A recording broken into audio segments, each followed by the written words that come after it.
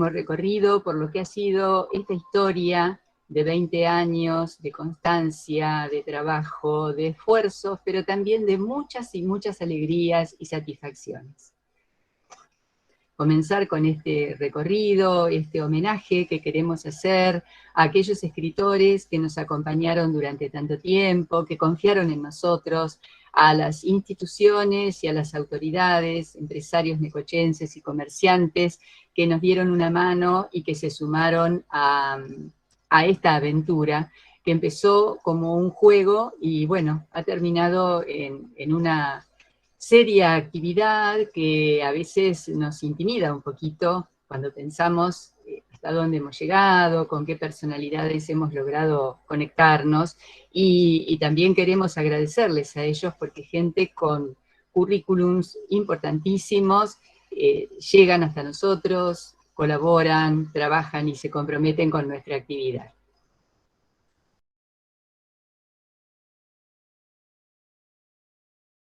Que es actor, instructor, profesor superior nacional de teatro, profesor nacional de expresión corporal, caracterizador teatral, profesor de artes en teatro y profesor de artes en danza, con mención en expresión corporal, del área transdepartamental de formación docente del Instituto Universitario Nacional del Arte.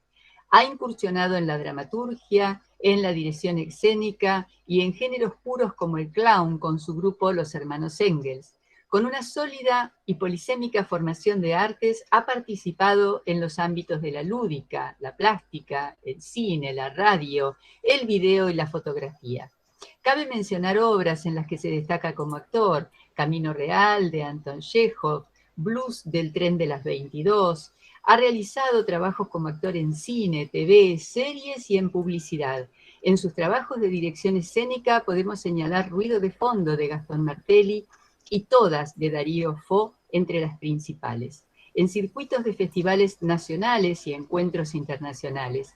Actualmente se presenta como autor y director de sus propios espectáculos, tales como Corazón Mariachi y Errores Reunidos, además de participar como director invitado del grupo La Quimera de Puerto Madryn, donde ha estrenado Muero de ti, de Alejandro Genes, y el biodrama Las veces que la vi, como director y coautor. Resaltando también la labor de enlace entre lo educativo y lo artístico de obras con estudiantes, donde se realizó esta tarea. Cabe distinguir Un año duro y El gran libro de la verdad, ambas sobre una elaboración de creación colectiva. Ha montado 10 obras infantiles en Cali, Colombia, en Futanic y en Incorgalet, otras en Argentina. Ha trabajado en varias oportunidades en Colombia como profesor internacional invitado, donde también publicó artículos en revistas especializadas. Se desempeña en eventos específicos. María Cristina, sí. Nos vamos a aburrir con tanta información. Yo pedí que no sea tan extensa la presentación, pero hasta yo me aburro, así que por ahí entremos directamente en la charla. Bueno, para cerrar entonces, lo que queríamos es que vieran el extenso e importantísimo currículum de nuestro invitado y sobre todo destacar su sencillez y su humildad por querer estar en un evento sencillo como este, en una localidad pequeña, pero bueno, los grandes no miden ese tipo de cosas, así que agradecemos enormemente a Jorge el haber querido estar con nosotros y adelante, Jorge. Bueno, María Cristina, muchas gracias. Estuve siendo invitado por Belén a charlar de pedagogía, a presentar algunos materiales. Sé que Belén se va a incorporar en un ratito. Para mí ha sido un verdadero placer ponerme a escribir. Me ayuda a ordenar las ideas están en flotación en la cabeza de uno, y cuando uno las logra atrapar y poner en papel, poner en letra, necesita cargarse de nuevo. Y así es como fueron apareciendo varios materiales, ¿no? Casualmente hoy por la tarde tengo una presentación de un nuevo material que es de teatro comunitario. que lo editó una editorial que se llama Paso de Gato, que es mexicana, y ahí estaremos charlando sobre teatro comunitario, que me parece que como posibilidad de producción teatral es un teatro necesario para estos periodos que empiezan a ser un poco post-pandémicos, de la posibilidad de hacer teatro cercano, de hacer un teatro sencillo, de reconstruir un poco las redes sociales. El teatro es un verdadero transformador social y esta pandemia nos ha alejado un poco de la corporeidad, nosotros que somos tan afectivos de los besos, de los abrazos, y me parece que el teatro comunitario es una posibilidad y una oportunidad de empezar a trabajar en ese aspecto, de enmendar las redes sociales que se han agrietado, por así decir, en este periodo tan triste que nos toca atravesar todavía de la pandemia. Y bueno, muy contento con eso, con la posibilidad de seguir escribiendo, de seguir produciendo. Tengo la suerte que me editan los materiales y bueno, y a partir de poder escribir, tengo un perfil ligado a la pedagogía teatral, que hay muchos materiales que han sido de utilidad en los profesorados, en la formación de actores, y eso me pone muy contento poder contribuir al pensamiento, a la reflexión, y por sobre todo ahorrar tiempo y camino para los que vienen caminando al lado de uno, para los que empiezan a hacer el camino del teatro, poder reflexionar sobre algunos materiales para tratar de que las clases de teatro que hacemos nosotros, poder reflexionar sobre ellas y poder constituirlas con más aciertos, con más experiencia, con más reflexión, porque tenemos que apuntar a la profesionalización de lo que hacemos, ¿no? Y entonces, por eso se ha constituido una red nacional de profesores de teatro. Por eso en casi todas las provincias hay formación de artistas y cada vez más formaciones pedagógicas. Y eso es muy importante, es un avance muy importante porque nadie elige lo que no conoce. Y entonces en la medida que se pueda instaurar el teatro en el sistema educativo, cada vez va a haber gente que sabe más, va a ser más exigente en las producciones y va a poder tener mayores cantidad de elementos para reflexionar sobre lo que ve, ¿no? Por ejemplo, la provincia de Mendoza, que es un modelo, tiene teatro sistematizado en la educación desde el jardín de infantes, la primaria, la secundaria y en todos los profesorados los primeros 2 años. Entonces, esos también los prepara al público de una manera muy especial y bueno, por eso las producciones mendocinas son tan exigentes y tan buenas, porque hay un público entrenado en la mirada, ¿no? Así que bueno, en eso estamos, en seguir avanzando, seguir caminando y seguir produciendo materiales para que haya teatro a lo largo y a lo ancho del país de la mejor manera posible.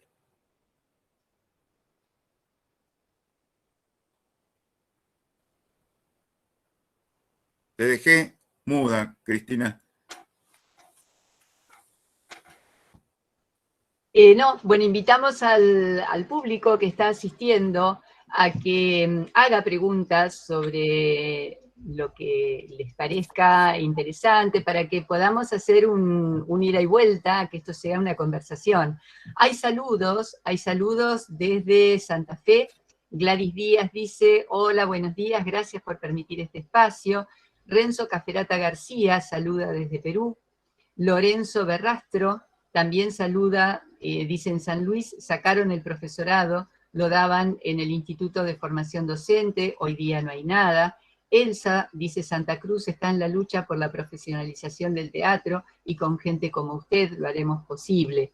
Jorge ha sido también coordinador de encuentros juveniles de teatro. Esa es una experiencia que se hace en Necochea y que se viene haciendo desde hace muchos años, ha tenido interrupciones, cambios en las comisiones, cambios de mirada, pero bueno, se viene manteniendo. Y en general aquí en Necochea, Jorge, hay como una tendencia especial de los chicos a gustar del teatro y creemos que eso tiene algo que ver con el Festival Infantil. El Festival Infantil en Necochea tiene muchos años, tiene más de 50 años, y bueno, creemos que el hecho de estar en contacto con los espectáculos desde muy pequeños ha hecho que muchas personas tengan vocación teatral. De hecho, acá está el profesorado de teatro, y bueno, Belén se formó en Tandil, pero es una de las personas que colabora con el instituto, con la escuela número 500, la Escuela de Arte. Bueno, yo te haría una primera pregunta. Vos decís que en Mendoza está sistematizada la enseñanza del teatro desde jardín. ¿Qué ventajas tiene en la formación de una persona desde tan pequeña recibir un contacto con el teatro en su educación? Bueno, podemos estar hablando toda la mañana de eso. En principio que es dadora de voz, digamos, cuando se trabaja el teatro en las instituciones educativas, eh, la participación, la escucha, la aceptación, entender la pluralidad, la grupalidad, lo gregario, la diversidad, los entrena para el trabajo creativo y asociado. Digamos, yo creo que se hace hincapié mucho en el teatro desde pequeños porque las personas que aprenden a trabajar en grupo, más allá de que sigan el camino del teatro, se pueden insertar laboralmente en forma creativa en cualquier desempeño de una empresa, un emprendimiento y demás. Entonces, ponerse de acuerdo con otros desde chicos, ¿no? Y saber escuchar, saber que a veces me van a hacer caso, a veces se va a tomar algo que lo que digo, a veces no. Eso ayuda no solamente a fortalecer la identidad, la autoestima, sino realmente el trabajo colectivo, el trabajo cooperativo, operar con otros, de empezar a corrernos un poco de todo el halo competitivo que tiene una sociedad capitalista. Entonces, me parece que es un buen andamiaje hacer estas prácticas socioafectivas de construcción de ficción, porque, digamos, lo que se construyen son juegos reglados, ¿sí? Y a medida que se va avanzando, las reglas van cambiando y se van sumando otras. Entonces, aprender a respetar las reglas y a jugar con ellas desde muy pequeños, yo creo que es un buen camino fundamentalmente para la construcción de ciudadanía, ¿no? Para una sociedad participativa, una sociedad que se exprese, una sociedad que haga circular su propia subjetividad. Yo creo que a veces los medios de comunicación se imponen y somos hablados por los medios de comunicación.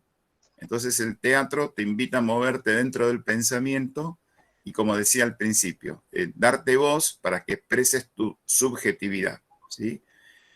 Para que puedas plasmar tu creatividad. Si no es un espacio seguro, eso va a ser muy difícil. Por eso los docentes de teatro, lo primero que tenemos que construir es un espacio seguro, un espacio de confianza, un espacio de trabajo y un espacio de asertividad. Vos decías de los festivales que se organizan en Necochea, es fundamentalmente trabajar la asertividad, ¿no? Porque los profesores de teatro y los directores de teatro somos los primeros inhibidores, ¿no? En la medida que podamos empoderar a nuestros niños y a nuestros adolescentes y ser asertivos, ¿sí? Felicitando, apoyando y acompañando las cosas que salen bien y desafiando afectivamente a aquellas cosas que todavía no están saliendo del todo bien, me parece que se puede crecer mucho mejor, ¿sí? Pero todavía no estamos exentos de esos resabios correctivos que a veces son inhibitorios, aún en las artes, ¿no? Se acaba de sumar Belén. A mí me interesaría por ahí que Belén hiciera alguna pregunta desde su espacio especializado. ¿Cómo no? Ahí Hola, está la amiga hola. Paca. Hola, ¿cómo andan? Acá estoy, acá estoy. Qué alegría tenerte, Jorge, un genio de los genios. Bueno, La muchas verdad gracias. que con Jorge nos conocimos en un Dramatiza y fue un placer tomar ese taller en ese momento, de esta apertura de, no me acuerdo tal cual cómo se llama el curso, pero sí de la apertura del juego, ¿no? El de poder jugar continuamente. Eh, Una de las preguntas que podría generar, pensando esto, qué importancia tiene el juego, ¿no? En el teatro y en la vida también. ¿Cómo lo ves hoy en día con esto de que estamos atravesando, bueno, a nivel pandemia y además, ¿se puede seguir jugando?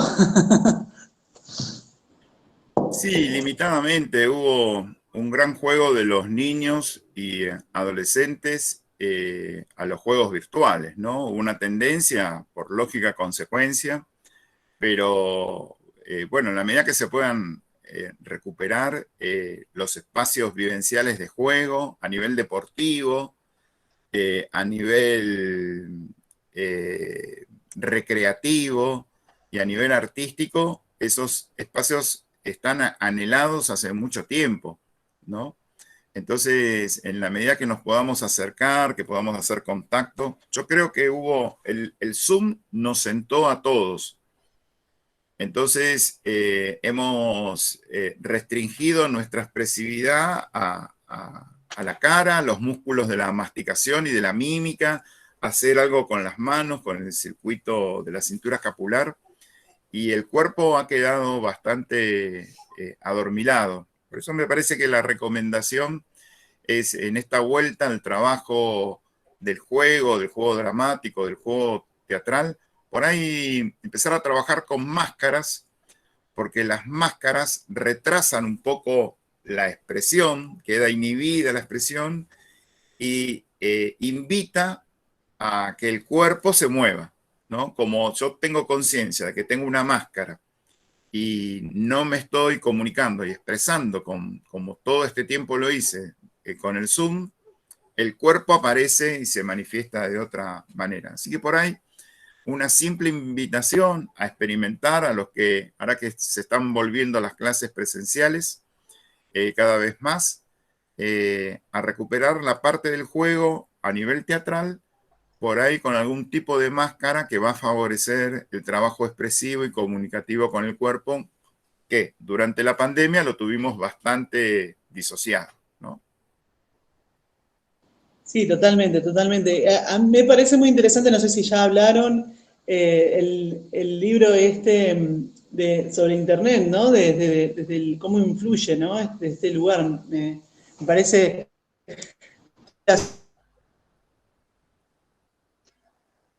Ahí se colgó un poquito. Sí, quedaste congelada, Belén. Si podés repetir la pregunta. Que decía que me parece muy interesante ahí le saqué internet. Me parecía muy interesante los libros que Jorge tiene a cargo y me gustaba mucho, no sé si va a hablar un poco de este libro sobre internet, ¿no? Sobre eh, las distintas manifestaciones y las distintas opciones que uno tiene también, ¿no? Este libro, uno de los libros que vos tenés, Jorge. Sí, ese libro es un libro que se anticipa a la pandemia, que fue, digamos, diseñado para el plan Conectar Igualdad, en un momento que que se socializaron gran parte de conectividad en las escuelas, que se socializaron gratuitamente notebook a estudiantes primarios y secundarios. Pasó que los profesores de teatro le decían, bueno, tenés la notebook, tenés que dar clases con la notebook. Entonces, me convocaron para ser capacitador. Entonces estuve haciendo capacitaciones y las capacitaciones referían al uso instrumental de la notebook. Y entonces lo que sucedía que la mayoría de los profes nos pasábamos de estamento. En vez de hacer teatro, hacíamos multimedia, ¿sí?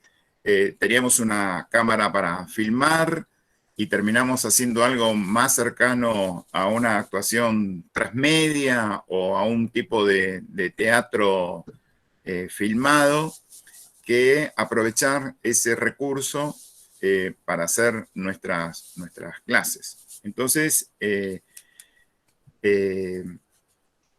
digamos, traté de correrme desde ese lugar y empezar a proponer otras cosas, que es cómo traigo, en vez de irme, mudarme hacia otro lugar para hacer teatro tecnológicamente, cómo migro esos recursos técnicos, estratégicos, estéticos, expresivos al aula, al teatro, para poder jugar con ellos, construir con ellos. Ese libro se llama Teatro Net. Es un libro que editó Libros del Balcón y que, como la pandemia nos sorprendió y había que dar clases virtuales, ¿qué hacemos? Y, digamos, no había ningún tipo de claridad. Entonces, lo que uno hace, empieza a buscar en Google a ver qué hay que me ayude un poco. Entonces, lo que uno encontró es educación en contextos de encierro, que difiere muchísimo la educación en contextos de encierro, porque nos sentimos encerrados, nos sentimos confinados, nos sentimos aislados. Entonces se pensó que se podía asociar algo por ahí. Y otro de las cosas que se buscó es educación a distancia, que hace muchísimos años que nosotros trabajamos con educación a distancia y que muchos materiales y muchas actividades de la educación a distancia pueden servir. Y este libro de Teatro Net vino a traer un poco de agua fresca, porque se podían adaptar varias actividades que proponía al contexto actual pandémico. Entonces, no fue un libro pensado para la pandemia, porque es anterior a la pandemia, pero yo creo que a mucha gente me ha hecho saber que le fue de utilidad y que pudo rescatar actividades y adaptar actividades para poder digamos, paliar esta situación innovadora de tener que dar clases de teatro virtuales. Sí, la verdad que sí, la verdad es muy interesante los materiales que algunos son tuyos y otros compartís la escritura y a mí particularmente, bueno, como amante del teatro, son muy claros, son muy didácticos y son muy como si estuvieras, es como si estuvieras sentado al lado de uno, ¿no? Explicándolo. Por ahí me brota un poco el fanatismo, lo que yo tengo con Jorge, pero digo, genera esto, ¿no? La literatura de él o los libros de cada uno es como, qué interesante, que realmente para los que están empezando a hacer teatro o les gusta mucho lo que tiene que ver con el teatro, es muy linda la literatura, así que los invito a todos que puedan leer alguno de los libros y que son realmente muy interesantes. ¿Cómo podemos acceder, Jorge, a los libros que vos has publicado?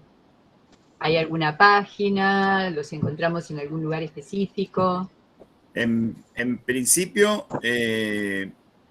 hubo algunos materiales que los editó el Instituto Nacional de Teatro. Hubo un material que es el Manual de Juegos y Ejercicios Teatrales, del cual soy coautor.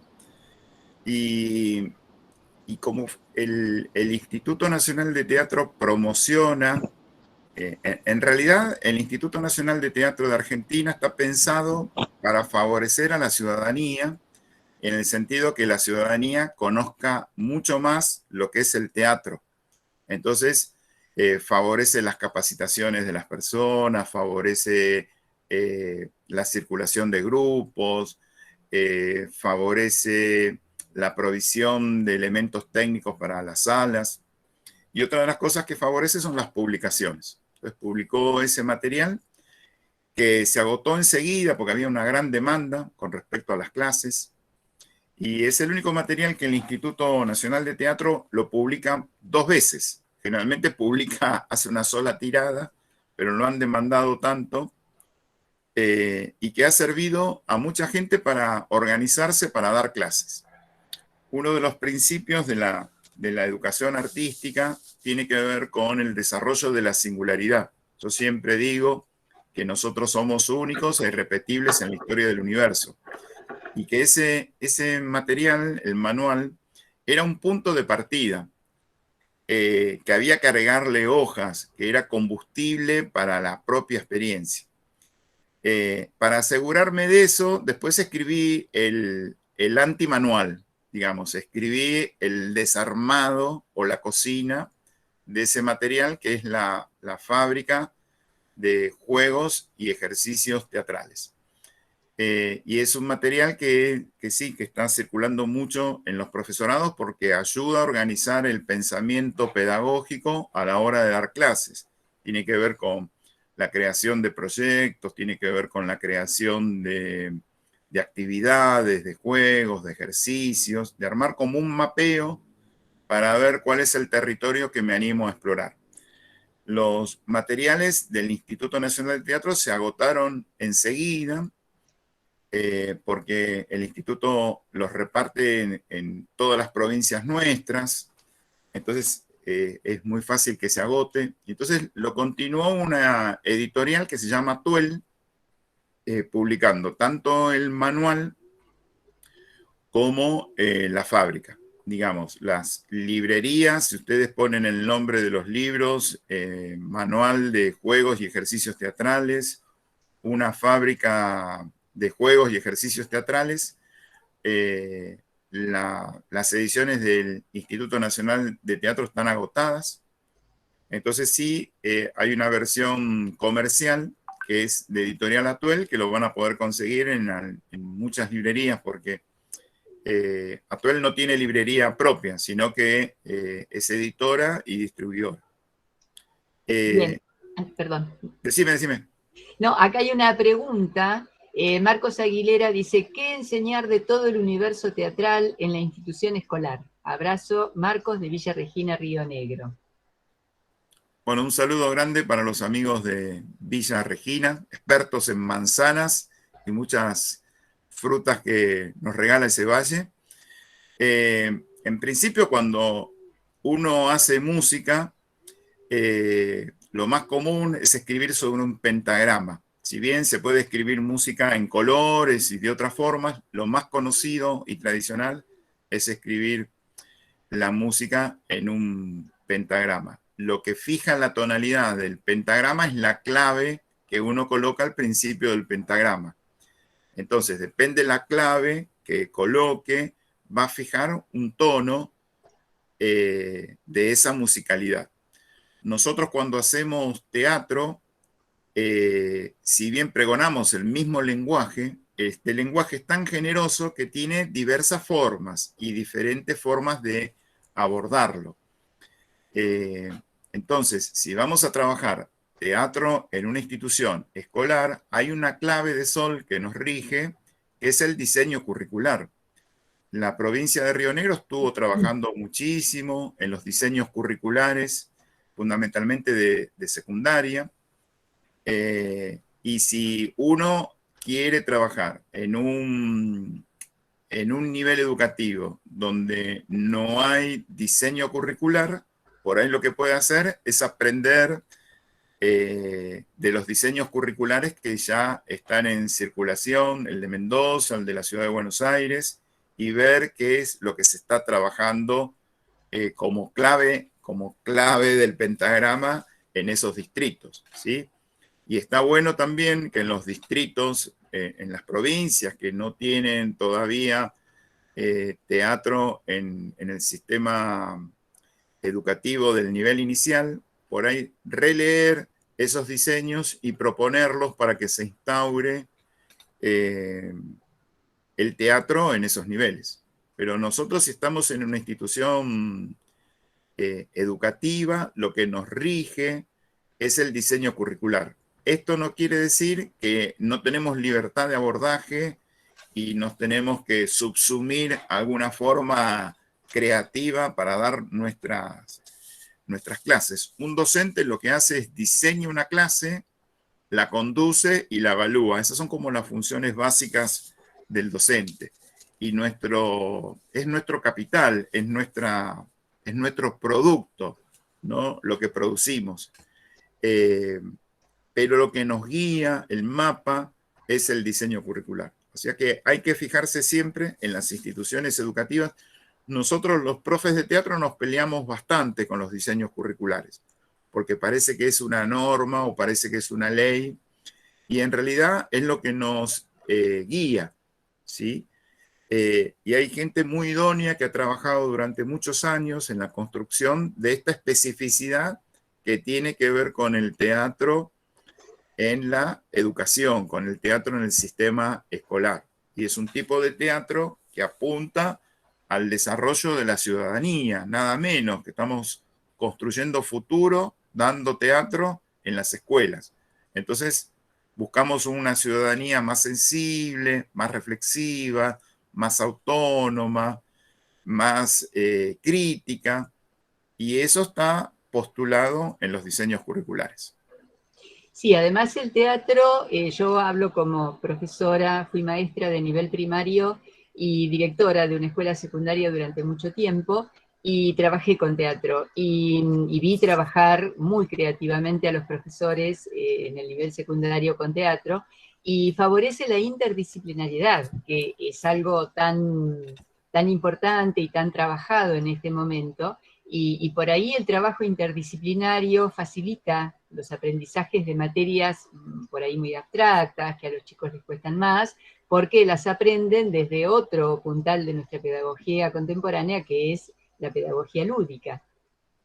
Tanto en los niveles primario, jardín, como también en secundario, donde los chicos lentamente, por su edad, se van olvidando o van dejando de lado los juegos. Sí, yo creo que lo que se aprende jugando y de manera placentera, uno lo incorpora más rápidamente y dura más tiempo. Por ahí, acá estaba Marcos, que hacía este aporte desde Villa Regina. Villa Regina pertenece a la provincia de Río Negro, y, y en Río Negro el trabajo de teatro secundario se pregona como trabajo interdisciplinario. Digamos que fue bastante complejo al principio, porque cuando uno trabaja con otros tiene varios modelos. Un modelo que es interdisciplinario, que se va pasando de un lenguaje a otro y se va construyendo, o un modelo más fragmentado, que es el multidisciplinario, donde cada uno se separa y trabaja aparte y después se junta para ensamblar los diferentes saberes de cada área. Pero sí, yo creo que si bien hubo bastante resistencia con la incorporación del teatro en el sistema educativo, no es casual que cada vez haya más teatro en más provincias, que cada vez haya más teatro en más niveles, y empiezan a darse cuenta que el aprendizaje grupal a través de la lúdica, a través de poner el cuerpo en juego y a través de no solamente hacer un aprendizaje dirigido a lo cognitivo, sino también a lo sensible, a lo emocional,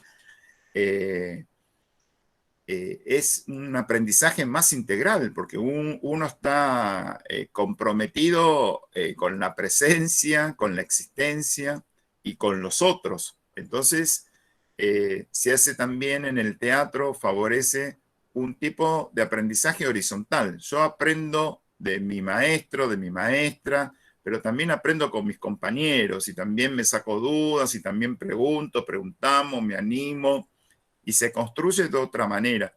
Yo creo que esta posibilidad de trabajar con otros es lo que se aspira a un conocimiento más integral, una forma más integral, y la escuela, de alguna manera, se pregona una forma de enseñanza que es bastante antigua, ¿no? Que es todos sentados escuchando la clase magistral.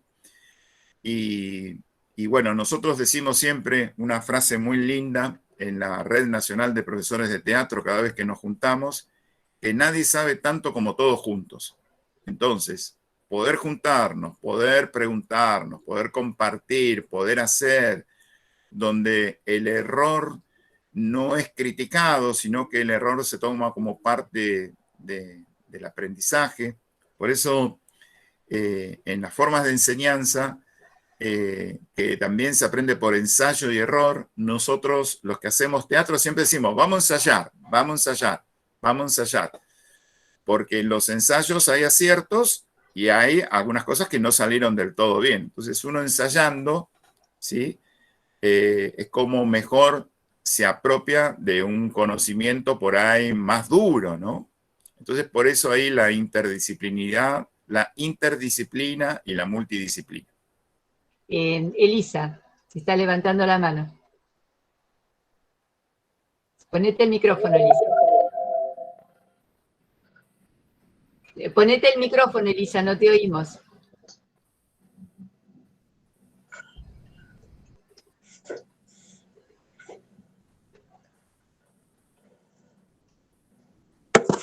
Habilita tu micrófono.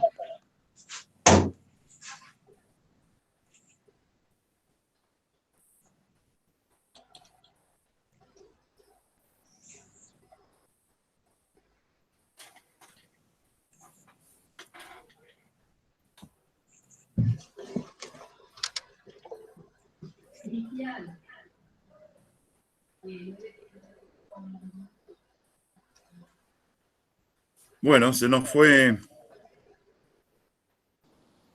Ahí estamos. Se puede a ver si puede solucionar. Yo no los veo a todos, pero...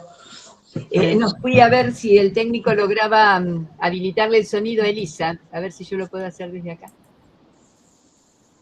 Que tiene el micrófono cortado. La amiga Elisa está en Río Gallegos. Probá ahora, Elisa, a ver si lo podés habilitar. No, sigue sin habilitar, Cristian. Acá aparece como habilitado, pero...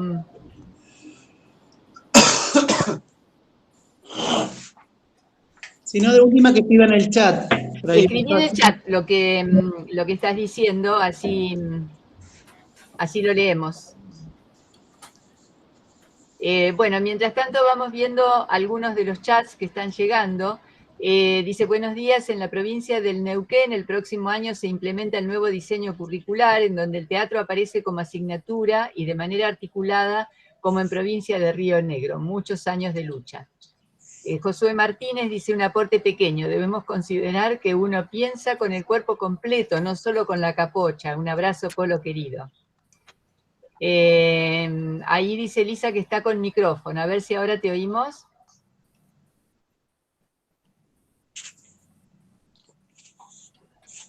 Tal vez con un auricular te sugieren acá si funciona tu micrófono. Gustavo Manini dice, Jorge, en tu experiencia de viajar, ¿qué diferencias encontrás en los diseños curriculares educativos en otros países? Muchas gracias, Jorge. No, en principio no en todos los países hay teatro en las instituciones educativas, digamos, y tiene que ver con un perfil fundamentalmente que viene diseñado desde el ministerio, que tiene que ver con el perfil de la gestión gubernamental para un modelo ciudadano.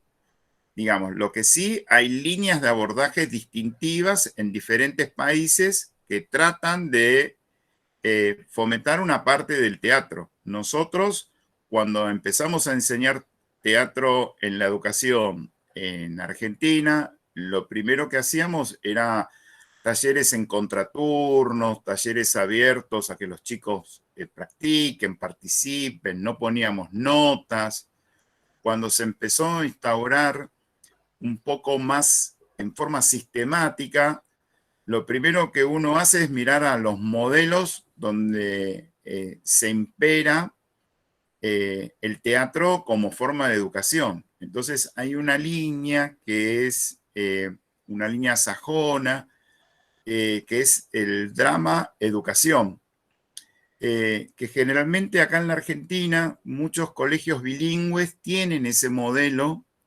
de teatro educación, pero que le llaman drama educativo. Hay bastantes materiales y hay una, así como nosotros tenemos la Red Nacional de Profesores de Teatro que se llama Dramatiza, esta línea trabaja en una asociación que se llama IDEA, que la pueden googlear, que quiere decir algo así como Internacional Drama Educación Arte, ¿sí?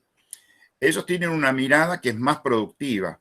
Por eso los colegios bilingües hacen grandes producciones de teatro. El tema que en ese sistema productivo, si vos no tenés muchas actitudes, te ponen a un costadito y no te da esa posibilidad como derecho a que vos practiques y hagas el personaje que puedas hacer, ¿no?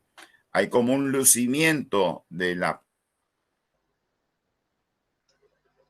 y hay como una necesidad de que todo salga bien y esté controlado, que a veces se pondera por demás la producción escénica que el andamiaje de aprendizaje, ¿sí?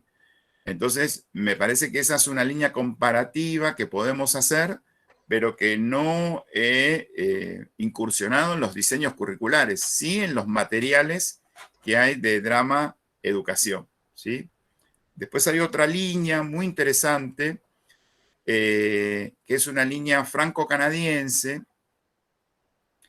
que tiene que ver con la expresión dramática. Nosotros por ahí la expresión dramática la conocemos más por los libros españoles. Hay un profesor que tiene un libro muy bonito que es Didáctica de la Expresión Dramática, que se llama José Cañas, que si no me equivoco es de Editorial Octaedro, que se asemeja mucho a lo que nosotros hacemos como teatro expresivista.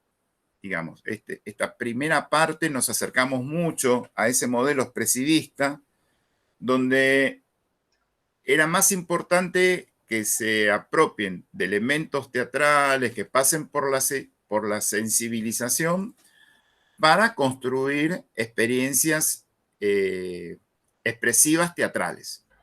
Pero no había una reflexión profunda, ni un apropiamiento de estamentos constitutivos del lenguaje, porque lo que pregona la ley de enseñanza artística es que, además del tránsito y la experiencia, que uno pueda reconocer cuáles son los elementos que participan de ese lenguaje, que uno vaya a una exposición de pintura y se pueda correr más allá de que si le gustó o no le gustó, poder hablar de las sombras, de las texturas, de los colores, de la profundidad, de los puntos de fuga, que si va a haber una obra de teatro, más allá que diga que le gustó o no le gustó, pueda haber los elementos técnicos que se pusieron en juego, apreciar la música, la luz, la composición del vestuario, el uso creativo del espacio,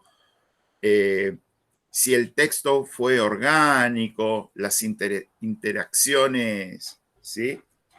Eso generalmente lo hacemos en fútbol, ¿no? Uno ve un partido y no dice, che, ¿qué te pareció el partido? ¿Me gustó o no me gustó? No, dice, no, lo que pasó, que nosotros, el equipo, somos más directores técnicos que especialistas en arte. Podemos decir qué nos pasó con respecto a un partido de fútbol, por qué se ganó o por qué se perdió, cómo, porque de alguna manera muchos de nosotros tenemos conocimientos de fútbol o hemos jugado al fútbol. Entonces, cuando se empiezan a incorporar más lenguajes a los tradicionales de las artes plásticas, las artes visuales y la música, también lo que se pregona es eso, un reconocimiento de los elementos constitutivos, estructurales, que pertenecen a cada lenguaje. Me fui por las ramas, no sé si respondí la pregunta. Estaba hablando sobre la expresión dramática y aparte de recomendar a Pepe Cañas, hay un libro muy interesante que se llama Pedagogía, si no me equivoco, Pedagogía de la situación dramática, de una profesora que se llama Giselle Barret. ¿Sí? Para los que no conocen a Giselle, se las recomiendo. De investigar en la expresión dramática, que en algunos lugares lo van a encontrar como ESDRA, ¿no? Abreviado. Y cuando empezamos a hacer teatro, pensamos que el camino era por ahí. Digamos, investigamos esta línea sajona de expresión drama, investigamos esta línea de expresión dramática franco-canadiense, pero por suerte, y a partir de los diseños curriculares, fuimos construyendo una línea propia de lo que nosotros necesitamos para hacer teatro en cada nivel. ¿Sí? Elisa dice, las dificultades de este momento en el jardín, en espacios pequeños, es el barbijo. Los niños se los quitan y los padres se enojan. Ideas de cómo solucionar, consulta con colegas que no pueden estar por trabajo.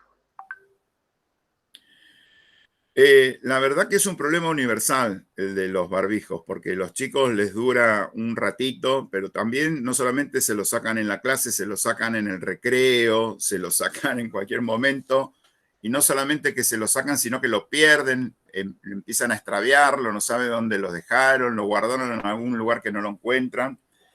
La verdad que no tengo la solución para eso, porque la solución es ser más severos o ser más correctivos, y me parece que los niños tienen tantas ganas de jugar y encontrarse que lo que tenemos que es poder hablar con ellos. Yo confío mucho en la autorregulación, explicarles y por lo menos que no compartan la botella, lo que toman y todo eso, que lo hacen, no lo hacen a propósito, lo hacen porque están jugando y porque están acostumbrados así, y aparte necesitan, digamos, el jardín de infante es el primer lugar donde se extraña tanto a otros compañeros, a otras compañeras, ¿no?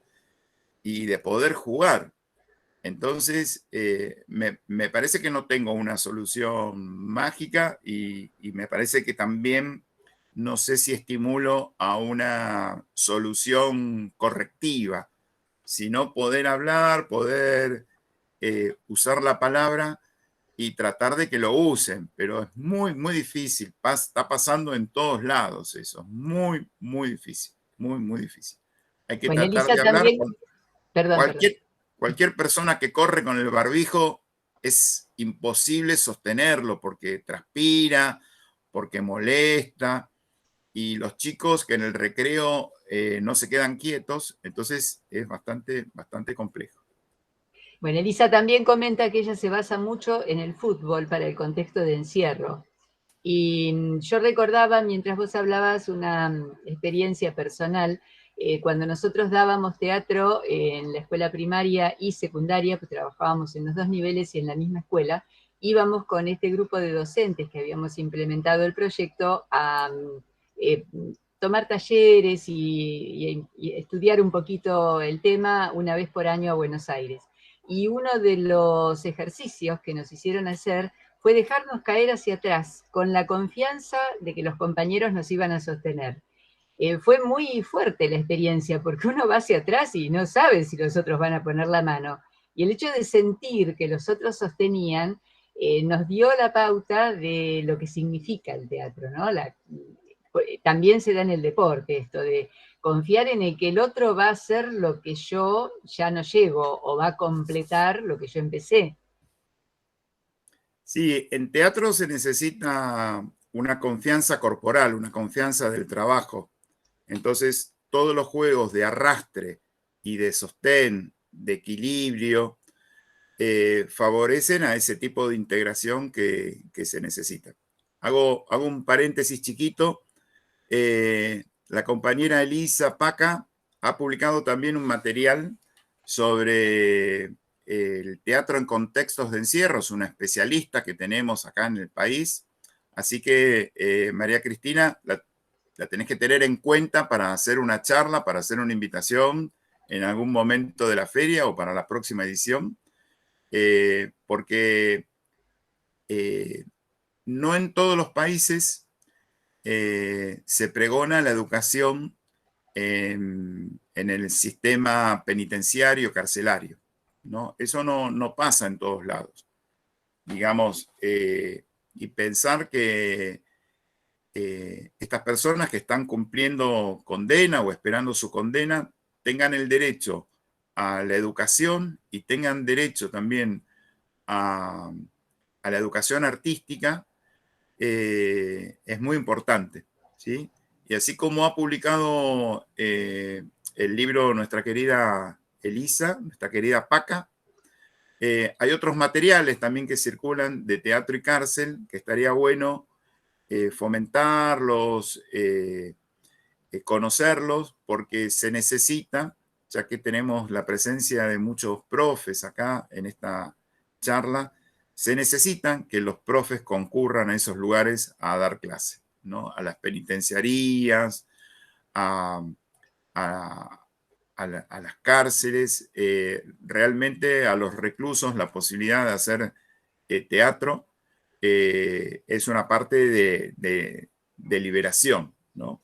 Sin entrar en juzgamientos que tienen que ver por las razones por las que están ahí, sino por ahí llevarle un poco de agua fresca en ese confinamiento que tienen y que están cumpliendo su pena, ¿no?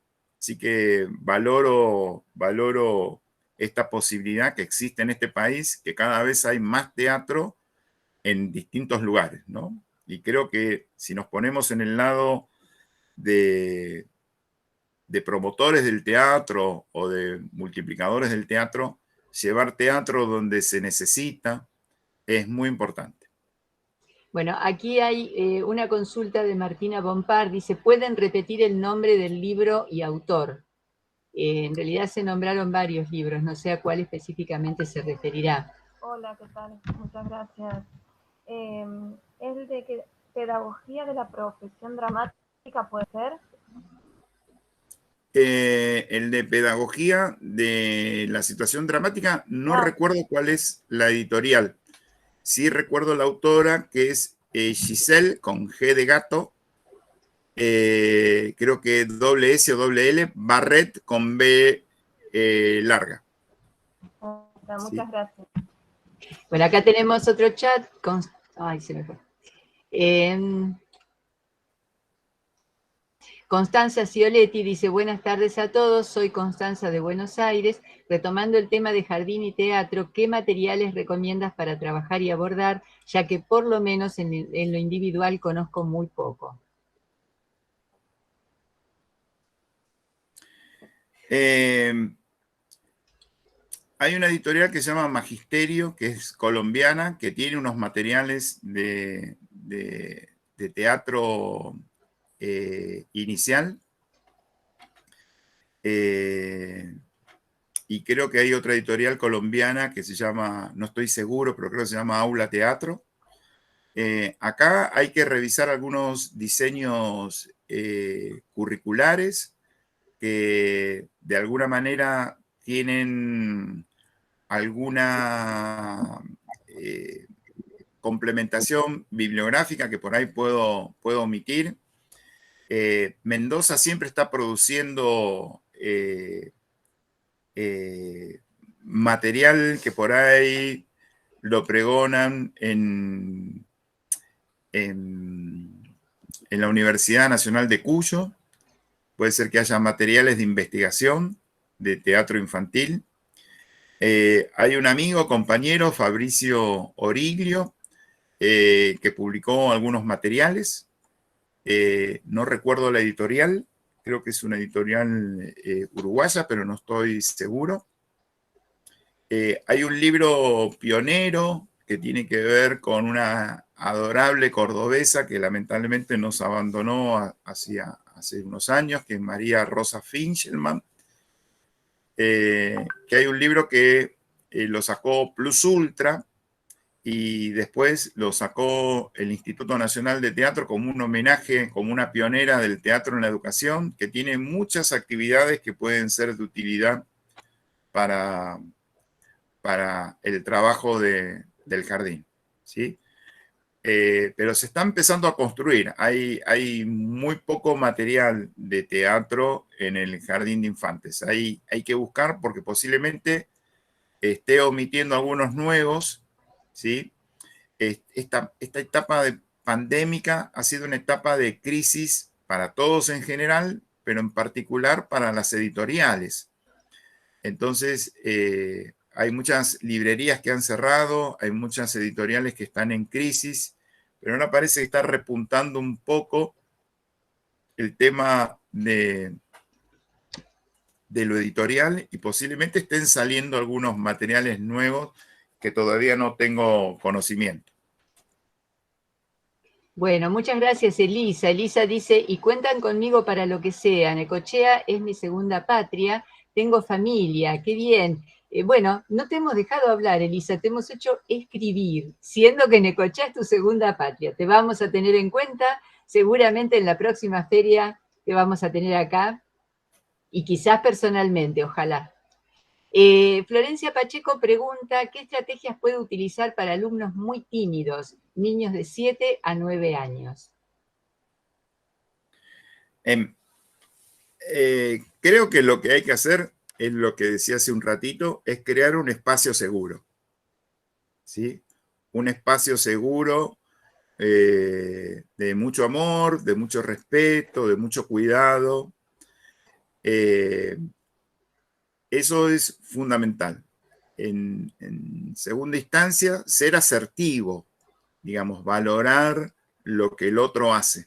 Digamos, a veces los docentes vemos lo que falta y no lo que se hizo. Entonces, siempre que podamos apuntalar lo que sale bien, siempre que podamos apuntalar lo que sale bien, lo que está funcionando, eso fortalece. Entonces, me parece que la inhibición puede ser por diversas causas. La desinhibición, la que nosotros necesitamos, es de dos tipos. La desinhibición relacional y la desinhibición de la expresión. Entonces, hay que entender que es una conducta temporaria, que si nosotros pensamos que nuestros estudiantes tienen que ser desinhibidos siempre, no me parece un buen camino. Tienen que poder manejar voluntariamente la desinhibición para hacer algunos trabajos, ¿sí? Porque a veces les decimos, bueno, no tengas vergüenza, no tengas vergüenza. Entonces construimos alumnos sin vergüenzas y no es nuestra idea, sino que tengan conciencia y voluntad de manejar la posibilidad de relacionarse con el otro, ¿sí? Entonces, si voy a hacer actividades de tipo desinhibitorio, tengo que tener esta mirada asertiva, un espacio seguro y en principio empezar por la grupalidad, ¿sí? Porque generalmente cuando uno va a aprender, tiene como miedos básicos a lo desconocido, a lo nuevo. Y entonces, por más que yo construya un espacio amoroso, de cuidado, cariño y respeto, eso se tiene que trasladar al grupo. Entonces tengo que empezar a hacer actividades colectivas y simultáneas, donde estoy en contacto con el otro y lo empiezo a reconocer como un par en una situación similar a la mía. Entonces, a partir de ahí hay actividades que favorecen a la desinhibición. Tan simples como poder mirarse a los ojos, tan simple como poder contar algo de uno.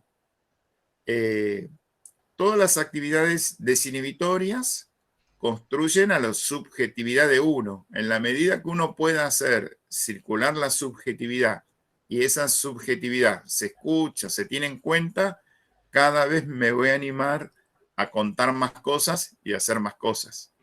Entonces me parece que ese es el camino, ¿sí?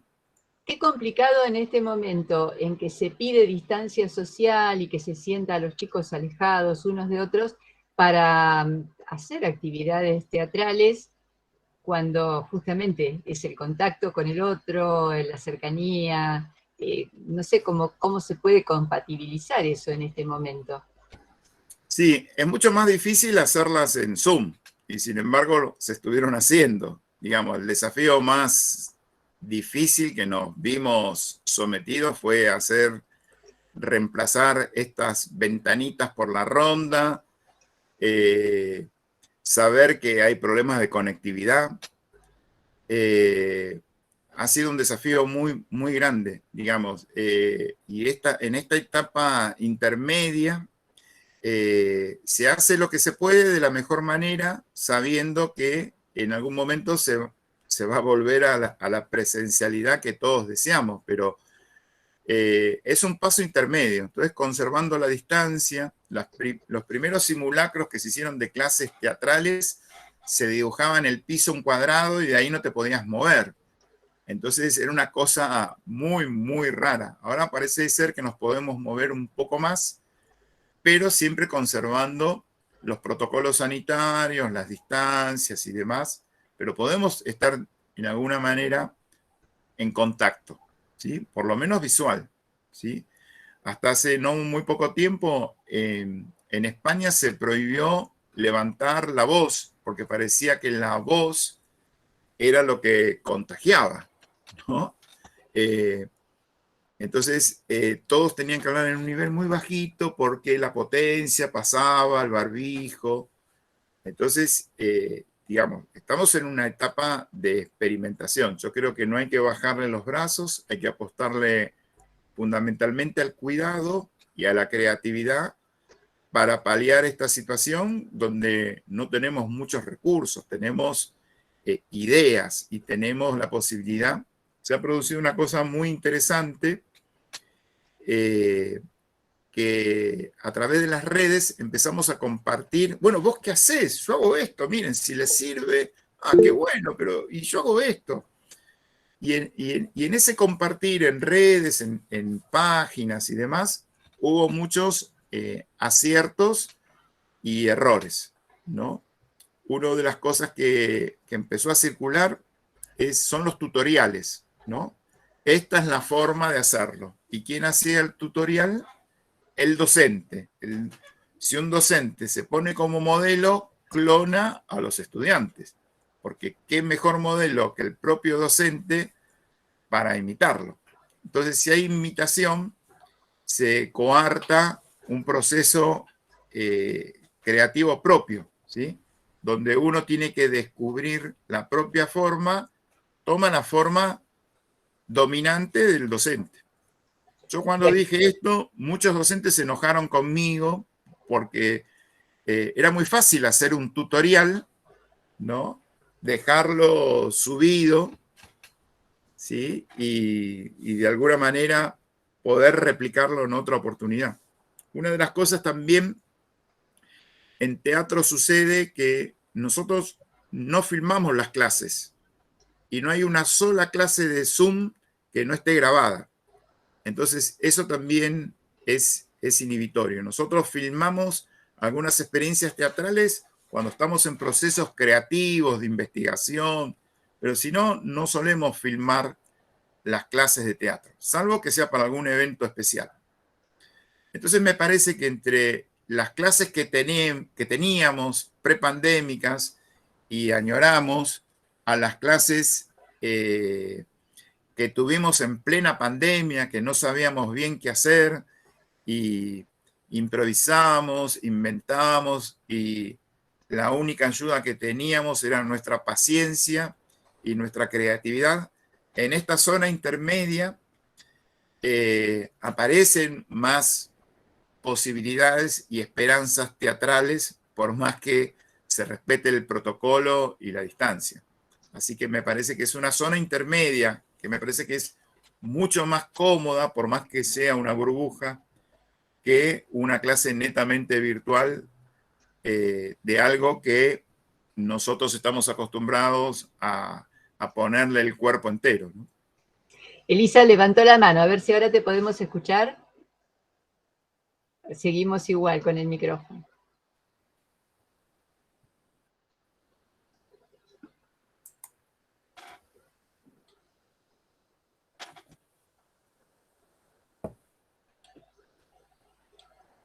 No, escribilo en el chat, Elisa, porque otra vez estamos igual.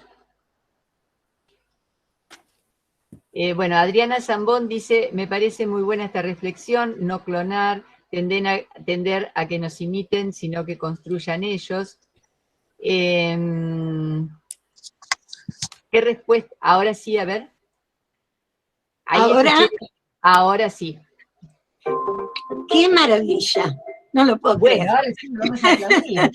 Bueno, ustedes dirán, qué pesada quería hablar. Lo que pasa es que quiero disculpar a mis compañeros de Santa Cruz, porque todos hemos intentado entrar y creo que debo haber sido la única super cibernética que encontró la forma y logró entrar a la página para que me dieran el link.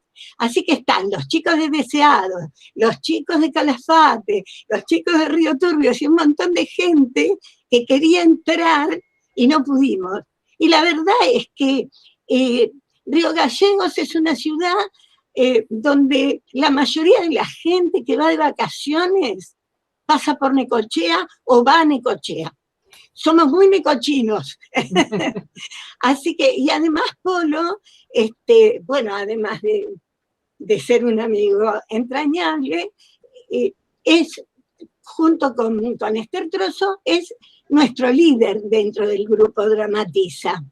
El grupo Dramatiza Santa Cruz es muy nuevo, todavía nos cuesta mucho porque nuestras distancias son muy largas, pero nos basamos mucho en todo lo que estos profesores nos van enseñando, porque las distancias son tan largas que para poder ir aprendiendo uno de los otros, es complejo, es complejo. Así que cada vez que hay algo en lo que podamos entrar para identificarnos y aprender del otro, lo hacemos, pero estamos. Por eso tardo y escribo y pongo, porque voy a escuchar, ellos me van haciendo preguntas y yo voy haciendo de intermediaria. Así que muchas gracias porque era muy necesario, era muy necesario. Y además quiero decirles a todos que mi trabajo está abierto a todo aquel que necesite consultas sobre contexto de encierro, cómo trabajo, qué hago. Me está costando mucho escribir el segundo libro porque lloro mucho. Sépase, no me es tan fácil porque es un sistema complejo. Pero bueno, Polo estuvo con nosotros, yo tuve la satisfacción de tenerlo en el penal, haciendo juegos con los internos y ha sido fantástico. Así que todo lo que puedan leer de Polo, tómenlo porque es extraordinario. Yo tengo una bibliografía enorme de todos mis colegas, pero lo de Polo es extraordinario. Y después les voy a mandar material de trabajo de teatro en jardines de todo el mundo, porque buscando material para poder trabajar yo me voy encontrando con cosas increíbles. Bueno, esto quería decir. Gracias. Y gracias por traerlo a Polo.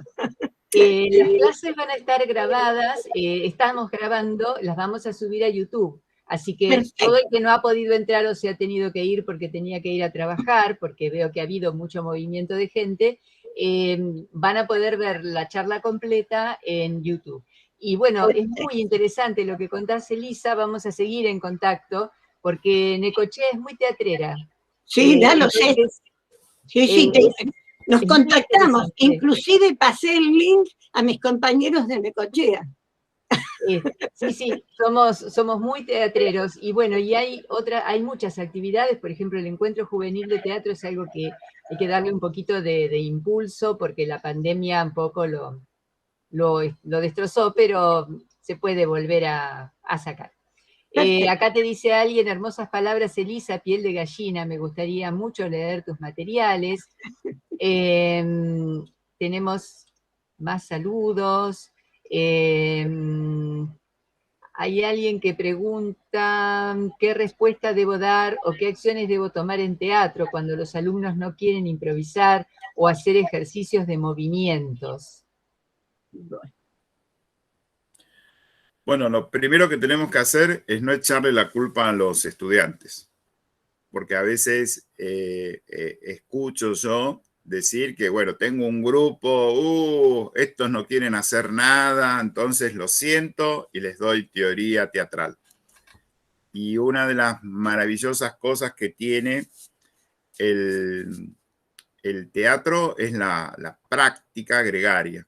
Entonces, por ahí lo que tenemos que hacer es estrategias, pensar estrategias, charlar con otros docentes, ver qué es lo que está pasando, que se inhiben, porque hay algo que pasa que nos ha pasado a todos, que es en los grupos de secundaria el cuerpo empieza a cambiar, ¿no? Y entonces eso es inhibitorio también. Entonces, quizás estas tareas de ir didácticamente de lo más simple a lo más complejo, de lo más cercano a lo más lejano, haciendo actividades simples que se puedan parar, que se puedan caminar, que puedan cerrar los ojos, que puedan imaginarse un lugar de vacaciones y lo puedan decir, empezar a poner el cuerpo en juego de a poco, ¿sí? Porque a veces pasa que nos ponemos ansiosos para dar clase, ¿no? Más cuando recién empezamos, más cuando nos salen horas en alguna institución. Entonces hacemos una planificación que es un chorizo y las actividades pasan, y uno no se da el tiempo para relajarse, para disfrutarlas, para observar, porque un docente conduce y evalúa al mismo tiempo. Entonces, si pongo el énfasis en conducir, no voy a poder tener tiempo para evaluar y para observar, que es una de las herramientas más poderosas que tiene el docente. Me parece que no hay una solución mágica, no hay una actividad mágica que uno diga, bueno, a estas personas inhibidas hago un juego de coordinación o un juego que va a solucionar el problema. Por ahí ese es un error también de los profes de teatro, pensar que hay como una didáctica o una pedagogía universal para todos los grupos. En realidad hay un andamiaje instrumental de valores, afectos, conceptos y experiencias que uno la tiene que tamizar y aplicarla a ese grupo, porque ese grupo también es único, ¿sí?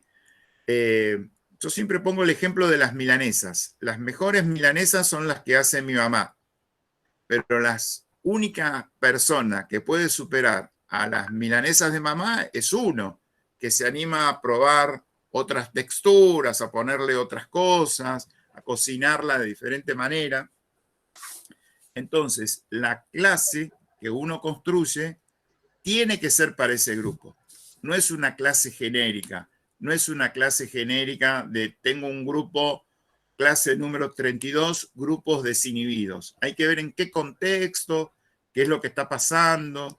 Y fundamentalmente me parece que en un contexto educativo, charlar con otros docentes que estén con el mismo grupo para compartir esta problemática y buscar estrategias acordes para ese grupo que sean facilitadoras de esa problemática para solucionarla. Si tenemos un problema, lo que tenemos que hacer es buscarle la solución. Los problemas tienen esa característica, que tienen solución. Entonces quizá no la estamos pudiendo ver, pero siempre que hay una problemática, hay que buscarle estratégicamente la solución. Y es verdad que hay grupos más inhibidos, es verdad que hay grupos que tienen por ahí más dificultades con la corporeidad, pero yo como docente siempre en los grupos voy a encontrar a alguien que parece que ya tiene como condiciones innatas teatrales. Entonces, ¿qué hago con esa persona? Y la voy a acompañar y por ahí le voy a dar más elementos para que siga desplegándose. Hay gente que a veces la pega, a veces no la pega, a veces hace...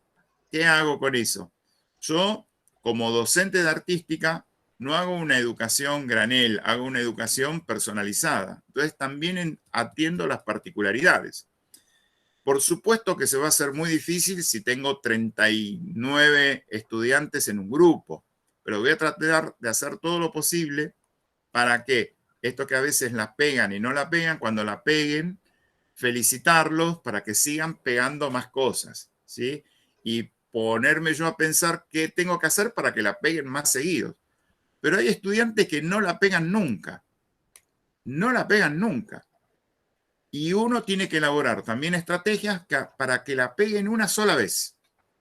Esos estudiantes que la pegan una sola vez empiezan a cambiar, ¿sí?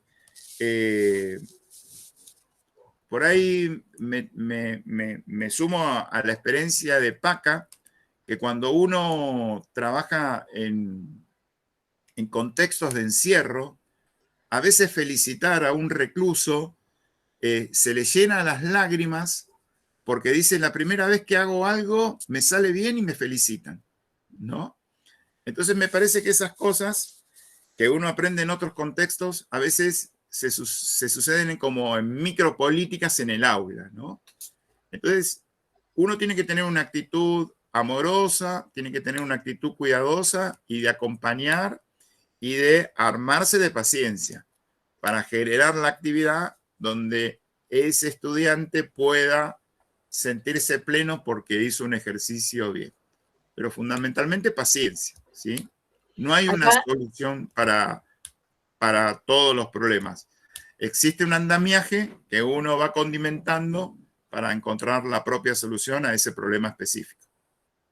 Ana Patricia dice, a veces pasan los profesorados que los estudiantes no consumen teatro, solo lo que se conoce allí, pero la experiencia de ver una puesta en escena no. ¿Eso influye a la hora de enseñar? Sí, seguramente, seguramente. Lo que hay que hacer, por ejemplo, algunos profesorados organizan viajes de estudio a alguna otra ciudad donde se estén haciendo espectáculos o donde se estén haciendo festivales, ¿sí? Ahí lo veía al amigo, al maestro Mario Canales de Puerto Deseado, que tiene un grupo de teatro de adultos y de jóvenes, y lo veo a Mario con mucha preocupación de que conozcan otras realidades, ¿no? Si el teatro ficcionaliza realidades para poder reflexionar sobre nuestra propia realidad, qué mejor de esa comunión en estos festivales como el de Necochea, que vengan grupos de otros lugares para conocer lo que se hace, para ver mucho teatro. Por eso es muy importante, fundamentalmente, en la Patagonia, yo diría en todo el país, generar estos espacios de comunión, de encuentro, de estudio e intercambio, donde nuestros estudiantes puedan ver teatro. Por supuesto que influye que para un mejor aprendizaje nuestros estudiantes vean teatro. Y también esto no los exceda a los profes. Los profes, cuando más vemos teatro y cuando más hacemos teatro, hay un aprendizaje que es prácticamente cuaternario, que se desarrolla y que mejoramos nuestras clases también, actuando, dirigiendo, maquillando, escribiendo, investigando y viendo mucho teatro, por supuesto. Alejandro Soto pregunta, ¿qué piensa del pensamiento lateral como herramienta para teatro en niños y niñas? ¿A qué se refiere él con pensamiento lateral? Por ahí, Ale, contame un poco más cuál es a lo que querés llegar y en qué entendés vos por pensamiento lateral, que tiene que ver con los hemisferios, que tiene que ver con qué. ¿A qué te referís? No, básicamente encontré que hay como ejercicios que estimulan a pensar de otro modo y como que estimulan la creatividad. me ha parecido como que es muy interesante y quería saber qué opinabas respecto de eso. Por ejemplo, ejercicios que te llevan como a pensar no desde la lógica concreta que uno aprende todo el tiempo, que uno tiene todo el tiempo, sino que como a llevar con preguntas que en la lógica parecieran como estúpidas, pero pueden tener muchas resoluciones. Yo he encontrado que estimulan muchísimo la creatividad y quería saber qué opinabas de eso. Sí, por ahí pasa eso, que cuando uno estudia pedagogía, por ahí se remite solo a los libros que encuentra de pedagogía teatral, de didáctica del teatro, y hay otras ciencias complementarias, como las ciencias cognitivas, por ejemplo, que trabaja mucho lo que vos decís, que por ejemplo, ¿qué pasaría si cada vez que nos vamos a acostar, en vez de acostarnos mirando el celular, en vez de acostarnos mirando Netflix, nos acostamos leyendo una obra de teatro o pensando en un proyecto de teatro? Hay una etapa de aprendizaje, de acomodación y de asimilación que se hace en el sueño. Digamos, por más que nosotros estamos durmiendo, hay una parte operativa de nuestra mente o de nuestro cerebro que opera con el último mandato que hacemos. Yo creo que estamos muy acostumbrados a irnos a dormir con la tele, estamos muy acostumbrados a chequear el celular, más allá de poner el despertador, pero muchos de nosotros hemos reemplazado a la posibilidad de leer algo, a la posibilidad de escribir algo, a la posibilidad de soñar con algo, y ahí me parece que muy interesante el aporte que hace Sale, que tiene que ver con las ciencias cognitivas. Vayámonos a dormir sin tantos noticieros, vayámonos a dormir. No estoy diciendo que no hay que verlo en los noticieros, no estoy diciendo que no hay que disfrutar una buena serie ni una buena película. Lo que digo que por ahí, con lo que nos vayamos a dormir, por ahí los más adultos que estamos pensando en una clase, los más adultos que estamos presentando o preparando un proyecto de puesta en escena, vayámonos a dormir con eso. Vayámonos a dormir con esas preguntas, con esas... A mí, hace rato que lo aplico y molesto a mi pareja porque me levanto a las 3 de la mañana para escribir cosas. Digo, ¡oh, me cayó la ficha! Es por acá. Entonces, esos procesos creativos, por ahí sí, recomendarlo a los adultos y por ahí sí, fomentarlo en nuestros niños, en nuestros adolescentes, en nuestros estudiantes, para que se vayan a dormir con un pensamiento feliz y por ahí ligado al teatro, ¿no? Yo me parece que es ese aporte de las ciencias cognitivas que tiene que ver un poco, que se enlaza con estas cosas que vos decís.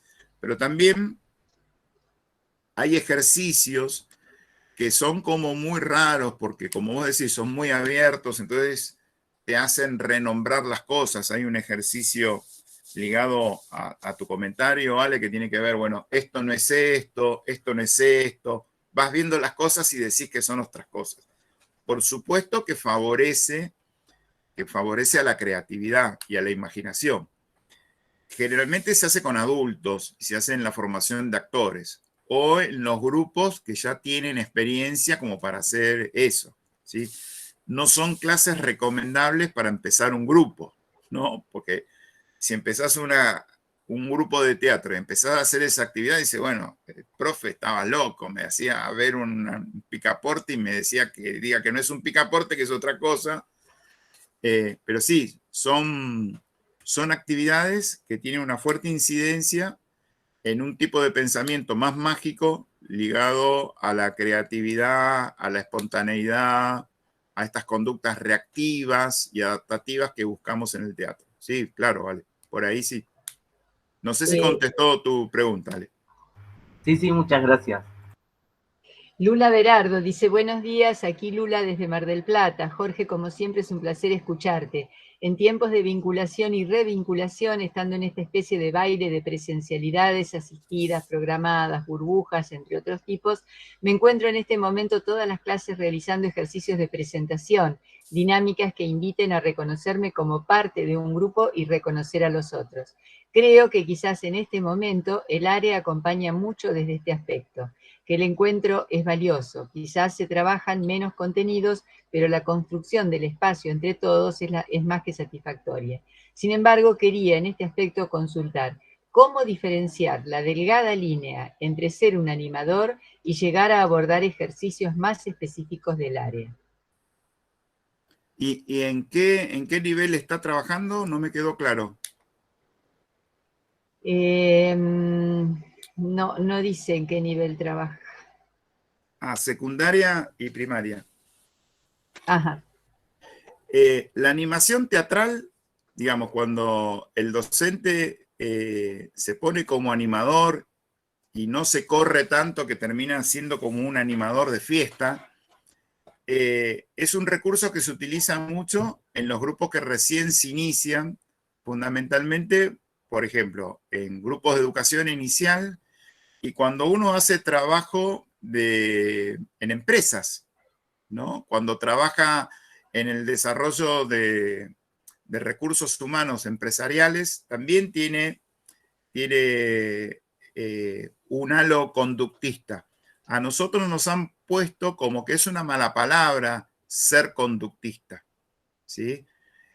Porque es verdad, uno clona, uno se pone como modelo, pero quizá en esta distancia que ha producido la pandemia, uno tiene que tener claro que posiblemente en algunos grupos se necesite ser animador con este modelo conductista, ¿sí? Para que el grupo se anime.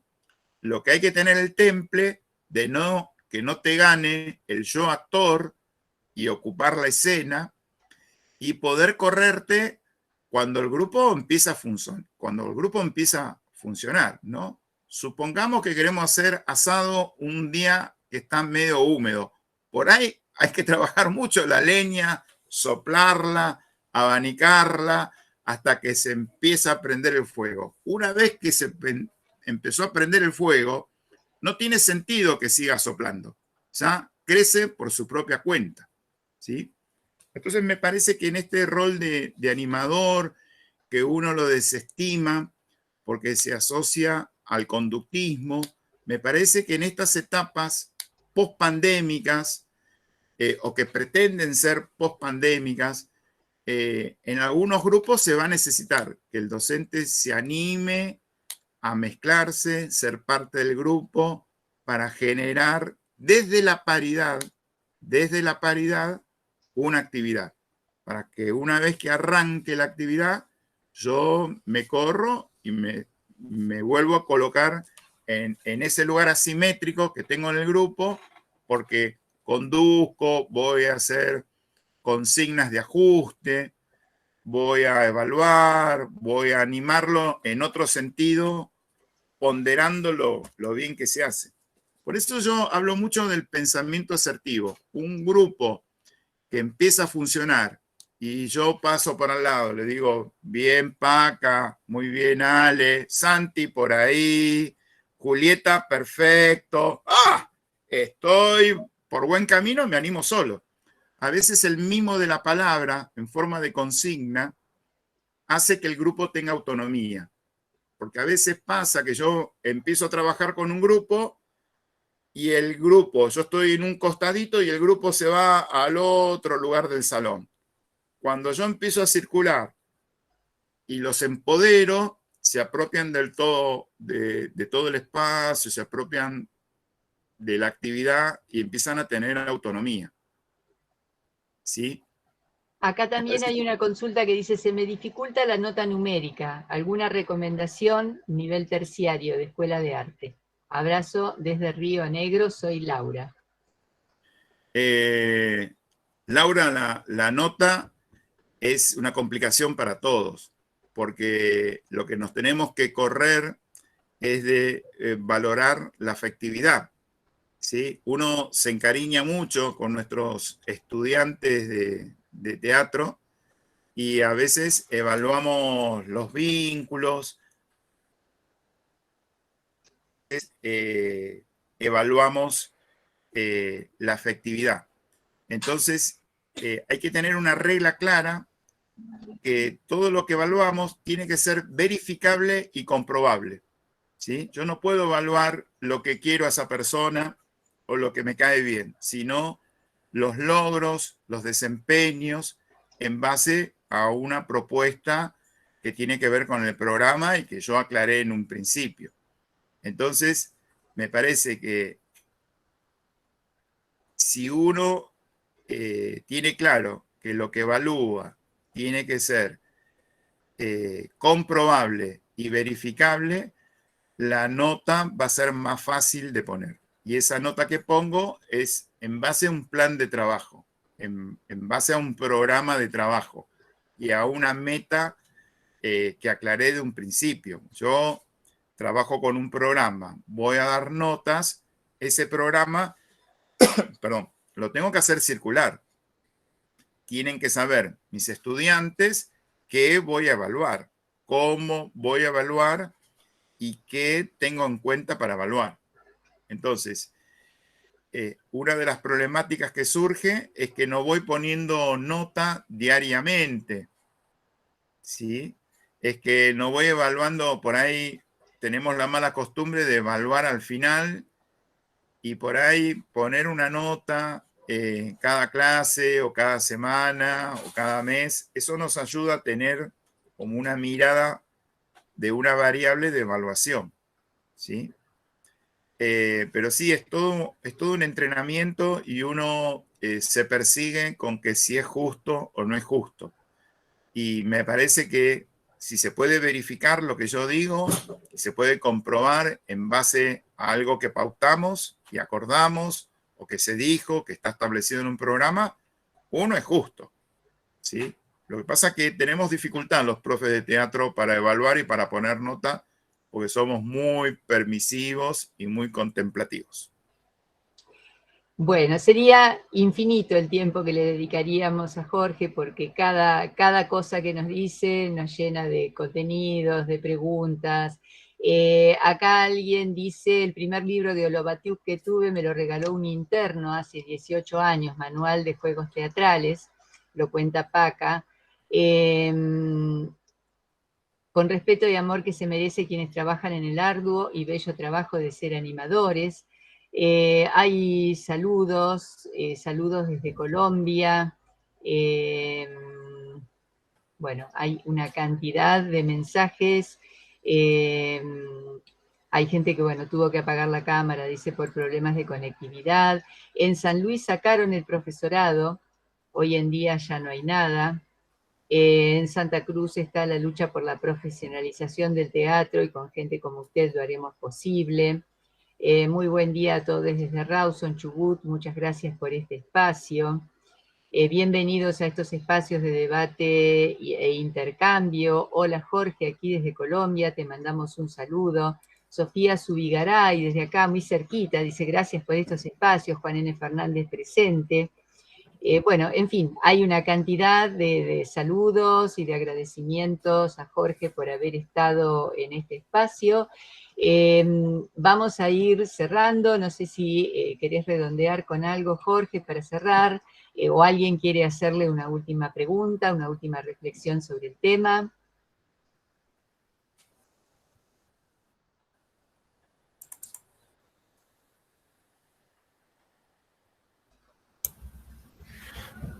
¿Qué tal? Bueno, ¿cómo estás, Polo? Quería hacerte, lo escribí en el chat, soy de Perú. Quería saber si en Argentina ustedes han hecho el trabajo de alfabetizar o estudiar cuáles son los conceptos básicos que todo profesor de teatro debe dominar, con la diferencia entre la formación de un actor y la educación que se le imparte a los niños y jóvenes, ¿no? Que me parece que eso es muy importante, ¿no? Hola Renzo, ¿cómo te va? Saludarte y felicitarte por el trabajo que estás haciendo en Perú. a partir de tu trabajo profesional y tu trabajo social, y hacer una invitación extensiva para que se sumen al Dramatiza Perú, que Renzo siempre está generando actividades. Es una página de Facebook. Hacer extensiva esa invitación. La pregunta tiene como varias respuestas, Renzo. Nosotros tenemos diseños curriculares específicos para la formación del actor. Hay tecnicaturas, hay colegios secundarios que están orientados en teatro, algunas en teatro popular, algunas en otros formatos, y están distinguidas las formaciones profesionales de pedagogía teatral y de formación actoral. Hay algunas universidades que tienen un cursado común. Digamos, hay una serie de materias que es un tronco común donde luego se bifurcan y se especializan. Y hay algunos estudiantes empedernidos que hacen las dos especializaciones, tienen esa doble ciudadanía, son actores y son profesores, porque tienen materias en común. Yo, por ejemplo, estudié en la Escuela Nacional de Arte Dramático, que después se transformó en YUNA y ahora en UNA. Hice las dos formaciones, pero en principio, para ser profesor de teatro, tenías que demostrar ser egresado de la carrera de actor, que yo era egresado de la carrera de actor, o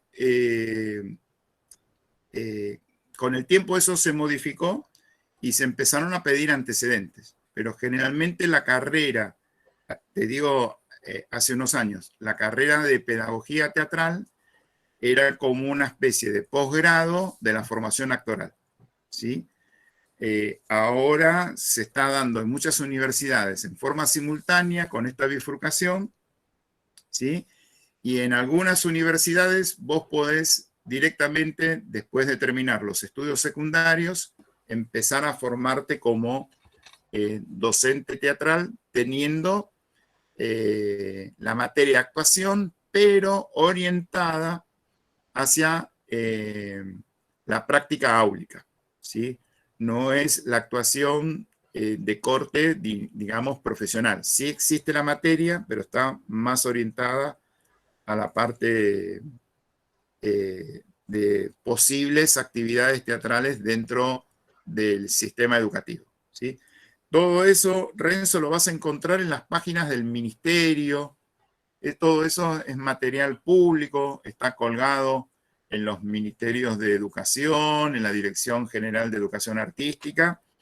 Y cada provincia, nosotros tenemos muchas provincias, cada provincia que tiene teatro en el sistema educativo, a su vez, tiene su propio Ministerio Provincial de Educación, donde en el área artística tienen subidos, colgados, los diseños curriculares que son de consulta pública y gratuita, por supuesto.